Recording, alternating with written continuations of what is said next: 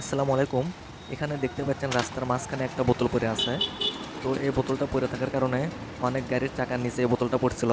আমি সেটা রাস্তার পাশে দাঁড়িয়ে থেকে অনেকক্ষণ ধরে দেখছিলাম যে কেউ এই বোতলটা সরায় কিনা। কিন্তু না, সেই বোতলের উপর দিয়ে অনেক গাড়ি চলছিল, আশেপাশে দিয়ে অনেক মানুষ হেঁটে যাচ্ছিল, কিন্তু কেউ সেই বোতলটি খেয়ালই করে না।